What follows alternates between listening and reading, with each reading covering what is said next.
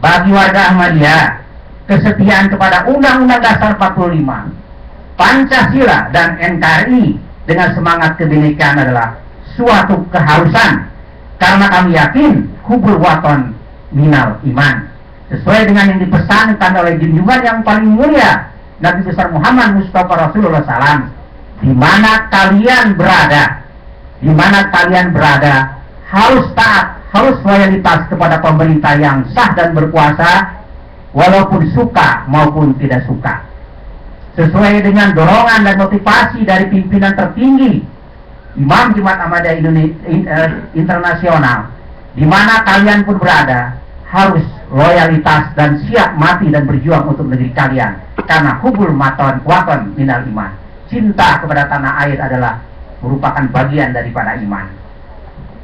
Bukti-bukti kesetiaan warga Ahmadiyah terhadap NKRI dapat diteropong dengan beberapa peristiwa di beberapa tempat. Tahun 1945 sampai tahun 1946 di tempat yang berbeda, sebanyak 16 orang Ahmadi disyahidkan di daerah Jawa Barat karena mereka diintimidasi oleh gerombolan Darul Islam agar mengikuti kelompok-kelompok tersebut. Tetapi kami dengan penuh kegigihan lebih baik mati daripada mengingkari NKRI ini. Berikutnya, bagaimana peranan Ahmadiyah di dalam pergerakan kemerdekaan Republik Indonesia pada saat 17 Agustus 1945, di mana Bung Karno pada saat itu dan Bung Hatta akan memproklamirkan HUT RI yang pertama. Seorang yang bernama Raden Muhammad Muhyiddin, Ketua Pengurus Besar Jemaat Ahmadiyah sekaligus pegawai tinggi Republik Indonesia saat itu, aktif menjaga kedaulatan. Raden Muhyiddin diberikan kepercayaan oleh Pak Karno pada saat itu untuk memegang merah putih ketika berpawai pada saat peringatan 17 Agustus.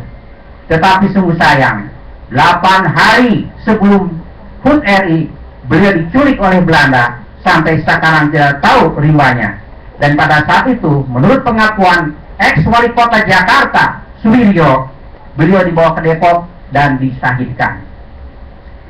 Kampanye kemerdekaan pun dikumandangkan oleh pemuda-pemudi Ahmadiyah pada saat itu melalui RRI dalam berbahasa Arab dan berbahasa Urdu yang diekspor ke seluruh penjuru, baik itu Timur Tengah maupun Hindia Belanda, Hindustan pada saat itu. Itulah peranan-peranan dari beberapa pemuda. Tentunya karena ini berbicara kebenaran, tapi yang harus disampaikan, karena ini pun pernah disampaikan ketika rapat dengar pendapat di DPR RI di Komisi 8 beberapa tahun yang lalu. Tentunya ada yang sudah mendengar, ada yang samar-samar, atau mungkin yang tidak tahu. Mau tidak mau, suka mau putus suka, ada seorang pemuda yang bernama Arif Rahman Hakim yang dijuluki dengan pahlawan Ampera. Beliau pun adalah seorang pemuda Ahmadiyah pada saat itu. Bapak W. Supratman, pencipta lagu kebangsaan Indonesia Raya, beliau pun adalah seorang Ahmadiyah. Bagus. Yang mengarang himne Universitas Islam Ahmadiyah UI di Yogyakarta tahun 76, himne Universitas Muhammadiyah Purwokerto tahun 1986, mereka adalah putra dari Ahmadiyah yang bernama Pak Suhadi yang sekarang masih hidup di Yogyakarta. Dukungan Ahmadiyah Internasional pun di dalam pergerakan perjuangan kemerdekaan Republik Indonesia sangat luar biasa, di mana pada saat itu pemimpin tertinggi Ahmadiyah, Al-Hajj Mirza Bashir Muhammad, mengumandangkan kampanye ke seluruh pelosok dunia agar para mubalik para dai-dai Ahmadiyah mendukung kemerdekaan Republik Indonesia, bahkan menginstruksikan seluruh warga Ahmadiyah di dunia agar melakukan puasa Senin Kemis. Ini datanya ada. Hadirin dan hadirat, inilah kebenaran yang selama ini tersimpan, dan mudah-mudahan di forum ini kita bisa tahu siapa sebenarnya Ahmadiyah. Bukan hanya itu saja sebenarnya, bahwa sumbangsi Ahmadiyah terhadap negara pun berupa ilmu pengetahuan. Salah satunya adalah Al-Quran. terjemahan Departemen Agama Republik Indonesia itu pun diadopsi dari sistem atau metode penafsiran dari Ahmadiyah. Untuk lebih jelas nanti, karena ini bukan forum teologi. Hadirin hadirat yang dimuliakan Allah Subhanahu wa taala. Peristiwa yang terjadi di kami, khususnya di Tanah Sito, ada terjadi beberapa peristiwa. 32 tahun yang lalu warga Ahmadi kondusif. Jadi maksudnya adalah genderang antipati, kelompok intoleran mengusik ketentraman, keberbauran kami dengan warga yang ada di Lombok Timur dan Lombok pada umumnya terusik oleh kelompok-kelompok tertentu. Karena keberadaan Jemaat Ahmadiyah di NTB, khususnya Lombok, sudah ada sejak tahun 1965. Tahun 70 semakin berkembang, dan tahun 1998 genderang penyerangan demi penyerangan mulai terjadi. Dan tahun 2002 gong dan trompet sangkakala penyerangan pun lebih luar biasa. Mengapa demikian? Karena penyerangan skala lebih besar. Lebih dari 130 rumah kami diserang, dijarah, dihancurkan, dan dibakar. Dan ada 2-3 masjid pun yang dihancurkan. Ini sangat memprihatinkan. Yang menyerang siapa? Mereka yang mengklaim mencintai Nabi Muhammad SAW, yang mengklaim Tuhannya Allah Subhanahu wa taala, yang mengklaim Islam rahmatan lil alamin. Ini sungguh memprihatinkan. Tragedi Sangielen sebenarnya banyak sekali yang hendak disampaikan, tapi ini adalah kejadian-kejadian yang luar biasa saja, karena kami mengalami 13 kali penyerangan, amuk massa, dan pengusiran. 13 kali, tapi yang diceritakan ini yang besar-besar saja, dan ini menurut hasil investigasi dari kepolisian NTB. Tragedi Sangielen yang sangat berdarah dan mengenaskan yang berakibat meninggalnya satu orang Ahmadi, dia bernama Papu Hasan. Beliau dikeroyok satu orang lebih, dikeroyok oleh lebih dari 20 orang, hanya demi mempertahankan sebuah masjid agar tidak diserang, dirusak, dan tidak dibakar.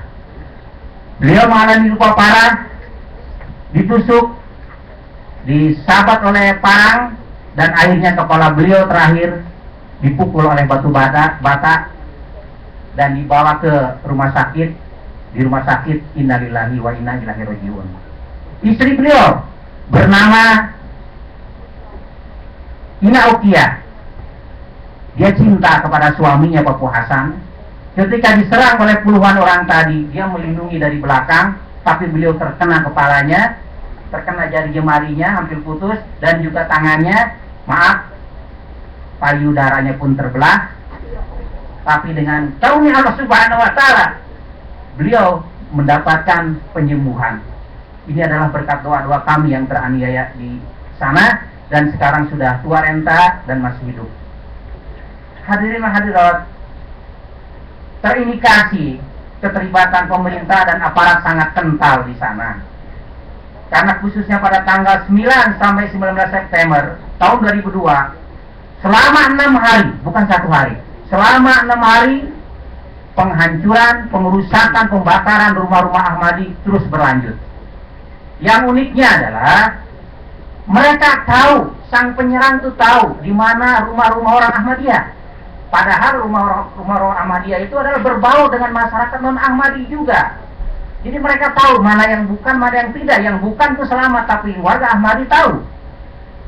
Ternyata memang sudah ada pendataan.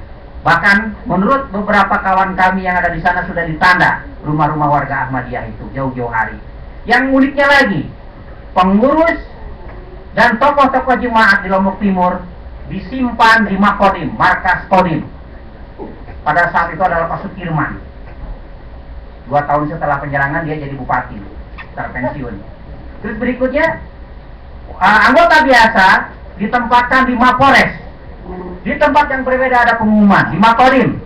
Kalian ketahui, ini ada politik adu domba agar terjadi kesalahpahaman antara satu dengan yang lain.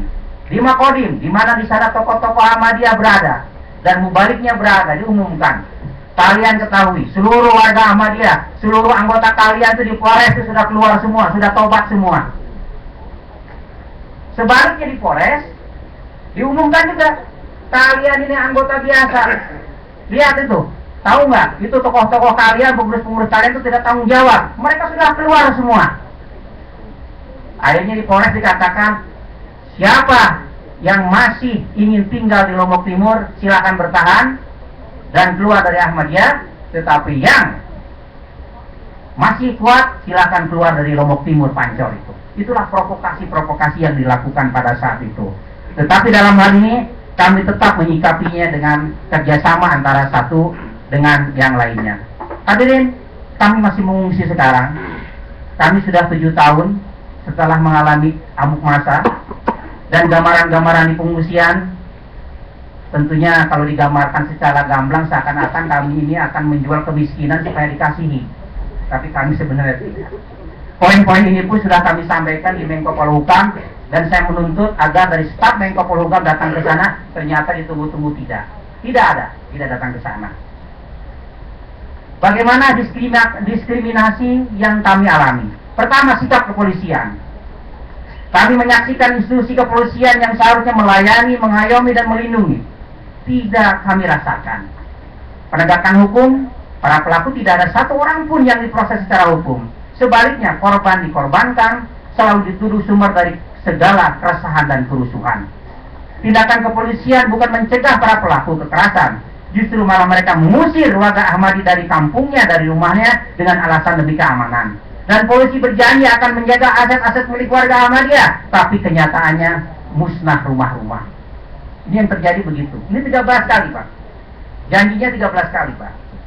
Setelah warga Ahmadi meninggalkan kampung halamannya, perusuh dengan leluasa melakukan aksinya dengan cara menjarah, menghancurkan, membakar aset-aset milik warga Ahmadi. Polisi hanya bisa menghimbau, bukan mencegah dan menahan aksi mereka. Padahal mereka dilengkapi dengan tameng, gada, senjata laras panjang, pistol. Tetapi kami menilai harga sebutir peluru lebih mahal daripada harta dan nyawa warga Ahmadiyah. Mengapa? Karena tidak ada tembakan peringatan sesuai dengan protap yang ada. Jadi seakan-akan tidak ada tembakan satu butir pun. Ini yang terjadi. Semua peristiwa pra dan pasca kejadian yang diawali dengan penghasutan, pengancaman secara terencana sudah kami laporkan secara lisan dan tulisan ke pihak yang berwajib, yaitu kepolisian dan yang berwenang, dan kami terima dan tidak SPPL. Sungguh prihatin. Semua laporan ini tidak ditindaklanjuti dengan serius dan terkesan dibiarkan. Ternyata polisi, seorang individu atau seorang oknum polisi pernah mengatakan pada saya, di sini melihat minoritas mayoritas. Dan hasil kunjungan kemarin 2 bulan yang lalu dari beberapa lembaga LPSK, Menko dari Komnas HAM dan teman-teman yang lain, ada 8 lembaga. Menurut kepolisian, proses hukum atau penegakan hukum untuk warga Ahmadiyah di NTB tidak cukup barang bukti dan saksi. Padahal 10 tahun yang lalu sudah kami berikan berkas, tapi ketika terjadi pergantian Kapolda, minta berkas lagi. Terjadi kepada Kapolda, minta berkas lagi. Sehingga ada lagu yang populer di Transito. Kalau mereka datang, saya dan teman-teman menyanyikan, kami masih seperti yang dulu. Nah itu nyanyiannya. Kenapa? Bapak-bapak tinggal copy paste saja. Jadi data yang 10 tahun yang lalu sampai sekarang sama saja. Itulah nyanyian kami. Diskriminasi papan. Kami warga NKRI, kami adalah manusia yang mengungsi di negeri sendiri. Sekarang tinggal di kamp pengungsi Asrama Tanesito di Jalan Transmigrasi Desa Majulu Mataram NTB dengan kondisi pakumis, padat, kumuh dan miskin, yang sangat memprihatinkan dan tidak ada kepastian masa depan. Warga disekat-sekat dengan ukuran 2x3, 3x3, 4x4 sesuai dengan jumlah jiwa dan dalam satu kakak, yang dibatasi oleh kain, karung bekas, plastik bekas baliho atau iklan kampanye. Itu yang kondisi di sana. Maaf, ini bukan mengobrol kemiskinan. Tahan untuk menghidupi putra putri kami sangat kesulitan. Diskriminasi adminuk, sosial dan kesehatan. Sejak warga Ahmadi berada di pengungsian, banyak kehilangan hak warga NKRI yang seharusnya diterima oleh mereka, seperti pengurusan EKTP. Sangat sulit. Seandainya ingin memiliki, harus pindah alamat dengan gerilya dan harga yang cukup tinggi.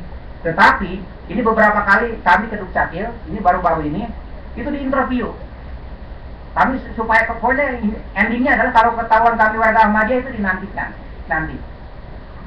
Contoh, Saudara Sahidin, ketua pengungsi di sana, di interview.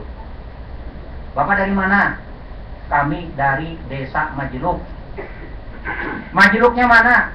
Di dekat Taman Makam Pahlawan. Taman Makam Pahlawan sebelah mana? Yang asrama Taransito itu ya? Iya. Sedang proses, Pak. Jadi nggak diproses. Jadi proses maksudnya adalah sedang pemerintah belum membuat kebijakan. Jadi sampai saat sekarang masih banyak warga Ahmadi di sana selama 7 tahun tidak memiliki KTP. Akibat tidak memiliki KTP ini, akhirnya pelayanan yang lain seperti pengurusan Jamkesmas, BLT, Raskin, konversi GBG, balsem, yang balsem itu yang panas sekarang ini. Kami tidak mendapatkan. Tetapi kami bersyukur, alhamdulillah, berarti kami ini adalah komunitas yang kaya raya. Itu, kami orang kaya raya karena kami tidak mendapatkan seluruh jaminan-jaminan ini. Contoh kesehatan, Pak. Ada seorang namanya Amal Marsudi sudah divonis cuci darah. Sekali cuci darah itu 600-700. Sebulan bisa 2-3 kali. Karena tidak sanggup, datang ke saya. Bagaimana ini Pak Mubalik? Apakah kita akan lanjutkan atau tidak? Karena berlama-lama di rumah sakit pun semakin parah. Ya terserah keluarga lah. Akhirnya keluarga rembuk ngontak ke saya. Pasien yang bersangkutan, ayah saya sudah kembali ke rumah. Jadi oleh begitu Bapak-bapak, karena tidak memiliki Jamkesmas, setelah datang ke rumah ke asrama Taransito, kami yakin orang-orang yang dijalimi doanya akan terkabul. Kami yakin di sana. Orang-orang yang dijalimi doanya akan terkabul. Saya kerahkan seluruh warga Ahmadi yang ada di sana, khususnya di pengungsian, ketika doa, sholat tahajud dan sholat-sholat yang lainnya, doakan untuk Amal Marsudin. Nah setelah itu, karena ini memang Allah Ta'ala memberikan mujizat kepada kami, dan kami pun usaha secara manusiawi, kami berikan alternatif, akhirnya dia sembuh, dan sekarang dia bosan, dia pindah ke Kendari, Sulawesi Tenggara.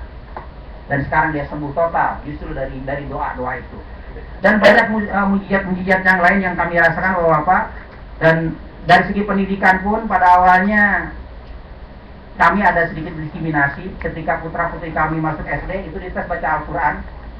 Tetapi alhamdulillah warga Ahmadi, putra-putri kami di sana ada yang hafal 15 surah, 20 surah, karena kitab suci kami adalah Al-Quran. Jadi lulus. Berikutnya adalah politik, Pak. Ini politik ini banyak sebenarnya diskriminasi politik. Ketika pemilu kada Kabupaten Lombok Barat, kami tidak dilayani, kami tidak diundang, alasannya mereka sudah berada di Mataram. Ketika pemilu kada Wali Kota Mataram, kami tidak diundang untuk memberikan hak suara, alasannya mereka berada titipan. Ketika pemilu gubernur yang kemarin, kami diundang, alasannya karena warga NTB. Ketika pemilihan capres-cawapres tahun yang lalu, kami diundang karena mereka adalah warga NKRI. Tapi kenyataannya sampai saat sekarang untuk pemilu 2014 ini kami belum mendapatkan sebagai anggota DPT atau belum diundang permasalahan itu. Inilah yang sekarang diributkan. Itulah Bapak, tentunya di sini ada poin-poin dampak yang dialami, inisiatif yang dilakukan dan sebagainya. Tetapi dalam kondisi demikian kami masih tetap berkarya. Salah satu contohnya adalah 3 bulan sekali rutin dan sudah menjadi agenda di sana, kami tetap melakukan donor darah. Dan yang berikutnya adalah kami tetap menjadi anggota donor mata. Dan satu minggu setelah ketika kami mengungsi, 1 minggu setelah kami mengungsi, terjadi banjir bandang di Lombok Timur. Warga Ahmadi dalam kondisi yang harus dibantu, tapi mereka pun iuran menyampaikan sumbangan kepada saudara-saudari yang terkena bencana, padahal itu bukan orang Ahmadi, dan kami kirim ke sana. Jadi kemanusiaan, penderitaan itu lain, dan inilah yang dilakukan oleh kami. Harapan dan mimpi indah. Harapan dan mimpi indah kami sebenarnya tidak banyak. Jaminan keamanan, penegakan hukum, pelayanan sosial, SKB 3 Menteri harus betul-betul disosialisasikan oleh pemerintah. Fatwa MUI tidak perlu dihapus. Kami mengucapkan terima kasih kepada Fatwa MUI yang telah mengistiqbal kami berdasarkan 9 buah buku. Kenapa? Karena sebenarnya Majelis Ulama dan Ahmadiyah itu terjadi simbiosis mutualisme, saling menguntungkan. Dengan dipatwakan kami, Ahmadiyah jadi booming. MUI pun jadi booming namanya karena mempatwakan Ahmadiyah. Jadi tidak perlu dihapus, bahkan perlu ditambah usulannya dari majelis warga.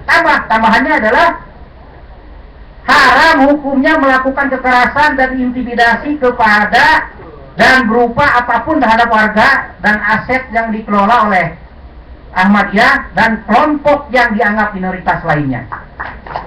Ini pelanggaran. Supaya MUI membuat, karena gini, ada suatu stigma bahwa Majelis Ulama Indonesia itu adalah suara wakil Tuhan di muka bumi. Mungkin kalau MUI mengeluarkan fatwa ini akan didengar oleh orang. Mengapa saya mengatakan? Karena alat-alat inilah yang dipakai oleh kelompok intoleran di NTB untuk menyerang kami. 1, perwal perbuk. 2, fatwa MUI. Dan yang berikutnya adalah SKB yang sering disalah tafsirkan. Itu saja. Assalamualaikum warahmatullahi wabarakatuh. Ya, karena keterbatasan waktu, saya hanya